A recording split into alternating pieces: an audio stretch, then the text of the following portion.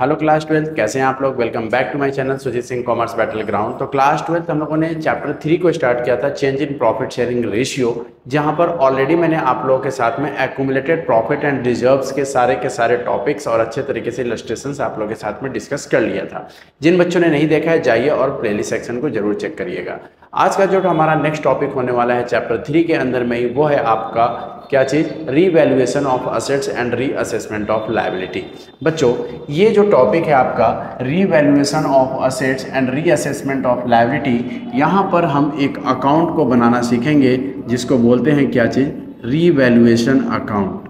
Revaluation account बच्चों exam के अंदर में ये आपको 100% आना ही आना है, जिसका वेटेज कितने मार्क्स का होता है, 2 मार्क्स का होता है, ठीक है। और बिना रीवैल्यूएशन अकाउंट के जो अपने आने वाले जो चैप्टर से एडमिशन रिटायरमेंट दे, तो वहाँ के क्वेश्चंस आप सॉल्व नहीं कर सकते हैं। इसीलिए आपको रीवैल्यूएशन अकाउंट अच्छे तरीके से मैं यहाँ पर आप लोगों को बनाना सिखाऊंगा, ठीक है। तो चलिए हम लोग स्टार्ट करते हैं। रीवैल्यूएशन ऑफ असेट्स का मतलब क्या होता है बच्चों, सबसे पहले तो ये देखिए, रीवैल्यूएशन का मतलब होता है जो हमारे पास बैलेंस शीट के अंदर में जो असेट्स दिए गए हैं उसको दोबारा से रीवैल्यू करना, कि पहले कितने का हमारा असेट्स था और अब उसकी वैल्यू क्या हो गई है। यानी कि बुक वैल्यू क्या है, अब उसकी मार्केट में वैल्यू क्या है। यानी कि दोनों के बीच में हम क्या करते हैं, डिफरेंसेस देखते हैं, ठीक है। तो चलिए मैं आप लोगों को रीवैल्यूएशन अकाउंट का पहले तो फॉर्मेट बताता हूँ कि रीवैल्यूएशन अकाउंट बनता कैसे है। तो ये आपका हो गया रीवैल्यूएशन अकाउंट, और इसका जो फॉर्मेट आप बनाओगे वो फॉर्मेट हमारा कुछ इस प्रकार से होगा। ये आपका हो गया पर्टिकुलर्स, ये आपका हो गया अमाउंट, ये हो गया आपका पर्टिकुलर्स, और ये हो गया आपका अमाउंट। ये आपने क्या किया, फॉर्मेट बना लिया रीवैल्यूएशन अकाउंट का। बच्चों ये रीवैल्यूएशन अकाउंट फॉर्म बनाती है, तो क्योंकि फॉर्म को अगर लॉस होगा तो फॉर्म इसको डेबिट करेगी, यानी कि डेबिट साइड में हम क्या चीज़ को रिकॉर्ड करने वाले हैं, जितने भी लॉस है, और क्रेडिट साइड में हम क्या चीज़ को रिकॉर्ड करने वाले हैं, जो हमारे लिए क्या है, गेन है, ठीक है। क्योंकि अब आपको पता होना चाहिए कि फॉर्म डेबिट और लॉसेस और क्रेडिट और गेन का कॉन्सेप्ट यहाँ पर अप्लाई होता है, ठीक है। तो हम ये कौन, जो रीवैल्यूएशन अकाउंट है ये मेंटेन कौन कर रहा है, ये मेंटेन कर रहा है हमारा फॉर्म, हमारी कंपनी, ठीक है। तो चलिए हम बात करते हैं कि डेबिट साइड में लॉस कब होगा और गेन कब होगा। तो बच्चों मैं सीधा सीधा बताऊं, अगर हमारे फॉर्म का असेट्स की वैल्यू, ध्यान से समझना मैं क्या कह रहा हूँ, अगर असेट्स की वैल्यू डिक्रीज हो रही हो और लायबिलिटी की वैल्यू इंक्रीज हो रहा हो, उस कंडीशन में हमारे फॉर्म को क्या होता है, लॉस होता है। असेट्स की वैल्यू कम हो जाए और लायबिलिटी की वैल्यू बढ़ जाए तो उस कंडीशन में हमारे फॉर्म को लॉस होगा। लेकिन अगर मैं बात करूं गेन कब होता है, जब असेट्स की वैल्यू इंक्रीज हो जाए और लायबिलिटी की वैल्यू डिक्रीज हो जाए, तो उस कंडीशन में हमारे फॉर्म को क्या होता है, गेन होता है। Clear, okay. उसके बाद हम गेन्स और क्रेडिट साइड में क्या क्या चीज़ें रिकॉर्ड करते हैं। तो बच्चों किसी भी प्रकार का कोई प्रीपेड होगा, कोई भी प्रीपेड इंश्योरेंस हो गया, या फिर किसी भी प्रकार का प्रीपेड एक्सपेंस होगा, उसको आप क्या करोगे, क्रेडिट करोगे, क्योंकि वो हमारे लिए असेट्स होता है। क्लियर। और किसी भी प्रकार का अनरिकॉर्डेड असेट्स होगा, उसको भी आप क्या करोगे, जब रिकॉर्ड करोगे तो हमारे फॉर्म का जो असेट्स है वो क्या हो जाएगा, इंक्रीज कर जाएगा। क्लियर। ये 2 चीज़ें आप जरूर लिख लीजिएगा। एक और चीज़ आप देखने को मिलेगा, कभी कभार फॉर्म के अंदर में क्या होता है, डूबा हुआ पैसा हमें रिटर्न मिल जाता है, जिसको हम बोलते हैं बैड डेट रिकवर। तो क्या लिखोगे, बाय बैड डेट रिकवर। कभी कभार डूबा हुआ पैसा अगर आपको वापस आ जाए तो हमारे फॉर्म के लिए वो फ़ायदा है, इसीलिए फॉर्म क्या करती है, उसको अपने रीवैल्यूएशन अकाउंट के अंदर में क्रेडिट करती है। अगर मैं बात करूं डेबिट साइड की, तो डेबिट साइड में अगर किसी भी प्रकार का अनरिकॉर्डेड लायबिलिटी है, तो जब आप उसको रिकॉर्ड करोगे तो आपकी लायबिलिटी ऑटोमेटिकली क्या हो जाएगी, इंक्रीज कर जाएगी, तो डेबिट होगा, क्योंकि वो क्या हो गया, हमारे लिए लॉस हो गया। और क्या क्या चीजें हो सकता है, और अगर मैं बात करूं आगे, तो टू किसी भी प्रकार का रीवैल्यूएशन एक्सपेंसेस होगा, ठीक है, किसी भी प्रकार का कोई खर्चा होता है तो उसको भी हम क्या करेंगे, डेबिट साइड में रिकॉर्ड करेंगे। और हम उसके बाद क्या करते हैं, अकाउंट को कर देते हैं क्लोज। जब आप अकाउंट को क्लोज करोगे तो अगर आपका क्रेडिट साइड मतलब गेन ज़्यादा है तो आप वैल्यू को दोनों साइड में ट्रांसफ़र करोगे, और जब दोनों साइड में ट्रांसफ़र करोगे तो आप इस वैल्यू में से आप इन वैल्यू को अगर आप माइनस करते हो तो आपका क्या निकल के आएगा, गेन या प्रॉफिट। तो लिखोगे टू प्रॉफिट ट्रांसफर्ड। आप प्रॉफिट को क्या करोगे, ट्रांसफ़र कर दोगे किसके कैपिटल अकाउंट में, पार्टनर्स के कैपिटल अकाउंट में। मान लो दो पार्टनर है तो ए कैपिटल अकाउंट, अगर बी है तो बी कैपिटल अकाउंट। और कौन से रेशियो में इस प्रॉफिट को डिस्ट्रीब्यूट कर दोगे, उनके ओल्ड रेशियो में। कौन से रेशियो में बच्चों, ओल्ड रेशियो में हमारा ये आएगा। Clear, okay. तो ये वाला अमाउंट हमारा आंसर आने वाला है अगर क्रेडिट साइड बड़ा है तो। सेम अगर आपका डेबिट साइड बड़ा है तो लॉस निकल के आएगा, तो हम इधर लिखेंगे बाय लॉस ट्रांसफर्ड। लॉस कैसे ट्रांसफर होगा, फिर से वही ए और बी के बीच में आप डिस्ट्रीब्यूट कर दोगे, क्लियर, और उसको आप इधर ट्रांसफ़र कर दोगे। ये आपका आंसर होने वाला है। तो ये डिपेंडिंग अपॉन द सिचुएशन कि आपके एग्जाम के अंदर में क्वेश्चंस किस प्रकार का है वो आप इस तरीके से फिक्स करोगे। ये आपका रीवैल्यूएशन अकाउंट का फॉर्मेट हो गया। आई होप यहाँ तक तो आप लोगों को समझ में आ गया। अब हम आगे चलते हैं और आगे चलने के बाद में मैं आपको बताता हूँ कि इसकी जर्नल एंट्री पास करते वक्त आपको क्या चीज़ों का ध्यान रखना है। कभी कभार एग्जाम के अंदर में बच्चों जर्नल एंट्री आ जाता है, जर्नल एंट्री। तो बच्चों ये जर्नल एंट्री कैसे पास होगा, क्योंकि हम आपको पता है असेट्स अगर इंक्रीज करता है तो हम क्या करते हैं, डेबिट, और डिक्रीज करता है तो क्या करते हैं, क्रेडिट। सेम उसी तरीके से अगर किसी भी प्रकार का कोई भी लायबिलिटी होता है, अगर वो इंक्रीज करता है तो क्रेडिट करते हैं और डिक्रीज होता है तो डेबिट करते हैं। ये पोर्शन आपने क्लास 11th के अंदर में पढ़ लिया था, असेट्स, एक्सपेंस, लायबिलिटी, इनकम और कैपिटल। तो एक चीज़ आप ध्यान देना, और क्या चीज़ ध्यान देना है आपको मैं अभी बताता हूँ। इसको हम लोग साइड में कर देते हैं। ये हम कुछ रूल्स को फॉलो करेंगे आपको समझाने के लिए। देखिए नोट लिखिएगा, एक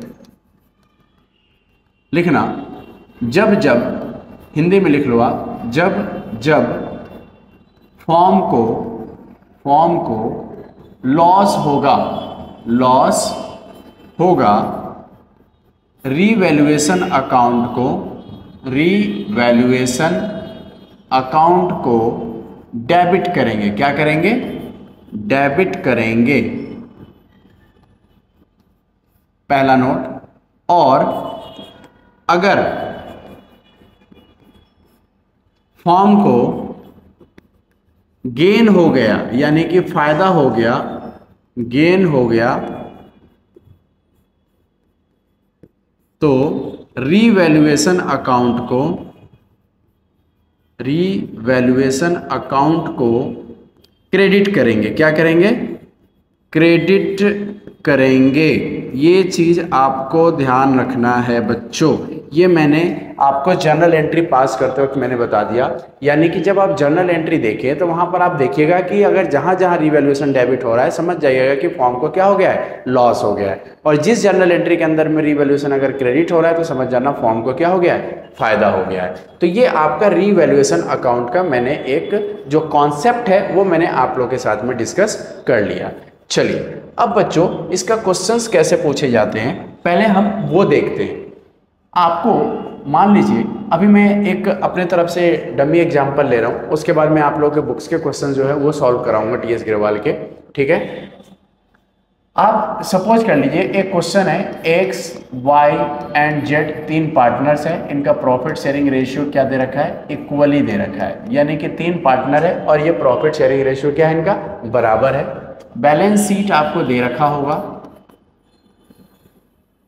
बैलेंस शीट आपको दे रखा है,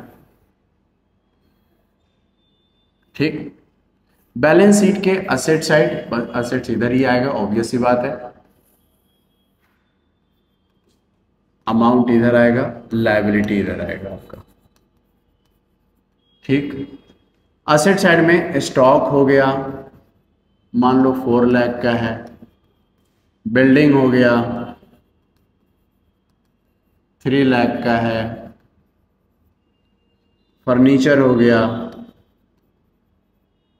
2 लाख का है, और असेट्स में आपका डेटर्स हो गया 1 लाख का है। ये कुछ आपका बैलेंस शीट इस प्रकार से दिया रहता है। ठीक है, लायबिलिटी में क्या क्या चीजें होता है, जैसे क्रेडिटर्स हो गए 50,000 का है, लोन बिल पेएबल हो गया आपका 60,000 का है, आउटस्टैंडिंग एक्सपेंसेस दिया हुआ है वो मान लो 2 लाख का है। कुछ इस प्रकार के असेट्स और कैपिटल दिया रहेगा, एक्स का, वाई का और जेड का। कुछ कैपिटल्स होंगे और आपका बैलेंस शीट इस प्रकार से टैली होगा। ठीक है, ये बैलेंस शीट टैली होगा। मैं कुछ डमी एग्जांपल्स ले रहा हूँ आपको चीज़ों को समझाने के लिए, तो आप इस चीज़ को नोट डाउन कर सकते हैं कि ये सारी चीज़ें हैं। असेट साइड में और क्या चीज़ हो सकता है आपका, ठीक है, मशीन हो गया, मशीन हमारे पास कितने का है, 2 लाख का मशीन है। तो ये कुछ असेट्स दिए गए हैं और कुछ लायबिलिटीज़ आपके पास होता है। अब असेट्स और लायबिलिटी को क्या किया जाएगा, कुछ एडिशनल इन्फॉर्मेशन होगा और उस एडिशनल इन्फॉर्मेशन के बेसिस पे हम क्या करेंगे, इसका जर्नल एंट्री पास करेंगे या फिर इसका हम अकाउंट में डिस्क्लोज करेंगे। तो इसको हम साइड में कर देते हैं और हम कुछ एडिशनल इन्फॉर्मेशन भी मैं लिख देता हूँ। एक काम करता हूँ, पहले मैं एडिशनल इन्फॉर्मेशन लिख देता हूँ। ठीक, जैसे कि एडिशनल इन्फॉर्मेशन में सबसे पहले क्या लिखा गया है कि value of stock reduced to 3,50,000। ठीक है, सेकंड लिखा है वैल्यू ऑफ फर्नीचर, आप इस तरीके से लिख सकते हैं इसको, second furniture depreciated by 10%। Third, building appreciated by 10%. Fourth, creditors of rupees 1,000 not likely to claim, not likely to claim। ठीक, ये आप नोट कर सकते हैं क्योंकि मैं सारी चीज़ें डिटेल में बता रहा हूँ, तो बहुत अच्छे तरीके से आप इस चीज़ को समझ लीजिए, कॉपी में नोट डाउन कर लीजिए या फिर आप इसको अच्छे तरीके से समझिए क्योंकि बहुत डिटेल में बता रहा हूँ मैं आपको। ठीक, उसके बाद है आपका, और पहले ये तो बेसिक्स हो गया हमारे। एक और चीज़ मैं आपको बता दूँ, यहीं पे कुछ असेट्स है हमारा, building, furniture, stock, machine. Machine रह गया हमारा, मशीन को मैं कह देता हूँ machine found under value by rupees 6,000। ये हमारा एक क्वेश्चन हो गया जो आप सभी के सामने है। आप इस क्वेश्चन का स्क्रीनशॉट ले सकते हैं, अच्छे तरीके से स्क्रीनशॉट ले लीजिए ताकि मैं जब आप इसका सॉल्यूशन कराऊं तो मैं बताऊं कि रिवैल्यूएशन अकाउंट एक्चुअली में बनता कैसे है। क्लियर? ओके, चलिए अब हम बात करते हैं इसका रिवैल्यूएशन अकाउंट कैसे बनेगा। तो इसके लिए हम ले लेते हैं वाइट कलर। हम बनाएंगे रिवैल्यूएशन अकाउंट। फॉर्मेट आप सभी को पता है, debit and credit. Clear? Okay, चलिए सबसे पहले हम अपने क्वेश्चन पे आते हैं और क्वेश्चन क्या कहता है, ये क्वेश्चन आपको विजिबल होगा। क्वेश्चन कह रहा है कि एडिशनल इन्फॉर्मेशन से आपको शुरुआत करना है क्योंकि हर एक क्वेश्चन का स्टेप होता है। तो कभी भी ध्यान से समझिएगा, मैंने बहुत सारे चीज़ों को देखा है, बहुत सारे वीडियोस भी देखे हमने, जहाँ पर आप लोगों को एडमिशन रिटायरमेंट डेथ करने का कोई भी स्टेप नहीं बताया जाता, उसके स्टेप्स क्या होते हैं। तो अगर उस क्वेश्चन को अगर आप जब तक स्टेप वाइज नहीं करेंगे तब तक आपका क्वेश्चंस नहीं होने वाला है, एग्जाम के अंदर में दिक्कतें आएंगी आपको, ठीक है। तो बच्चों सबसे पहले अगर आपको इस तरीके का क्वेश्चन दिया रहता है तो सबसे पहले हम अपने रीवैल्यूएशन अकाउंट का काम करते हैं और साथ ही साथ अपने एडिशनल इन्फॉर्मेशन से शुरुआत करते हैं। तो जब हम एडिशनल इन्फॉर्मेशन से शुरुआत करेंगे तो लिखा है कि value of stock revalued at ₹3 lakh reduced to 3,50,000। Reduced to का मतलब हो गया अब हमारे स्टॉक की वैल्यू जो है वो घट कर कितनी आ चुकी है, 3,50,000 पे। तो तुरंत आप देखो अपने बैलेंस शीट में यहाँ पर स्टॉक कितने का है बच्चों, यहाँ पर स्टॉक दे रखा है हमें 4 लाख रुपए का है। हमारा वहाँ पे स्टॉक कितने का है, 4 लाख रुपए का स्टॉक है, जिसकी वैल्यू घटकर कितनी हो गई है, 3,50,000। तो बताओ स्टॉक असेट्स है, उसकी वैल्यू कम होगी यानी कि लॉस होगा, लॉस होगा तो रीवैल्यूएशन में डेबिट करेंगे। तो हम क्या करेंगे, इसको रीवैल्यूएशन अकाउंट में इसको हम डेबिट साइड में नोट करेंगे, ठीक। ये तो मैं यहाँ पर डेबिट साइड में क्या लिखूंगा, टू स्टॉक जिसकी वैल्यू कितने से कम हो गई है, 50,000 से कम हो गई है। मैंने इसको इधर रिकॉर्ड कर लिया। उसके बाद सेकंड पे आते हैं, लिखा है फर्नीचर डेप्रिसिएटेड बाय 10%। फर्नीचर की वैल्यू 10% से कम हो गई। तो बच्चों आप अपने बैलेंस शीट में देखो फर्नीचर कितने का है। तो यहाँ पे बच्चों फर्नीचर जो दे रखा है वो 2 लाख रुपए का दे रखा है। कितने का दे रखा है, 2 लाख रुपए का फर्नीचर है। थोड़ा सा मैं जूम इन कर देता हूँ। यहाँ पे फर्नीचर देखो कितने का है, 2 लाख का है। डेप्रिसिएशन कितना लगा है उस पर, 10%। तो 2 लाख का 10% जो होता है वो हो गया 20,000। यानी कि हमारा जो फर्नीचर है उसकी वैल्यू 20,000 से कम हो गई, जो हमारे लिए लॉस है, फॉर्म के लिए लॉस है। तो फॉर्म क्या करेगी, इसको रीवैल्यूएशन अकाउंट में फिर से डेबिट करेगी। तो रीवैल्यूएशन अकाउंट में आ जाओ और यहाँ पे डेबिट करो। क्या करोगे, डेबिट लिखोगे, टू फर्नीचर। 2 लाख का 10% कितना हो गया, 20,000 हो गया। क्लियर, हाँ जी सर, यहाँ तक तो कोई दिक्कत नहीं। उसके बाद थर्ड लिखा है बिल्डिंग। बिल्डिंग की वैल्यू एप्रिसिएटेड बाय 10%। एप्रिसिएटेड का मतलब होता है बच्चों बिल्डिंग की वैल्यू अब बढ़ गई है। कितने % से बढ़ गई है, 10% से। तो अपने बैलेंस शीट में बिल्डिंग देखो, बिल्डिंग है 3 लाख का, अब उसकी वैल्यू 10% से बढ़ जाएगी तो कितनी हो जाएगी, 30,000 से बढ़ जाएगी। तो गेन हो गया, यानी कि हमारे फॉर्म को फायदा हुआ है क्योंकि असेट्स की वैल्यू बढ़ गई है। तो हम क्या करेंगे, अपने रीवैल्यूएशन अकाउंट में क्रेडिट करेंगे। क्या लिखेंगे, बाय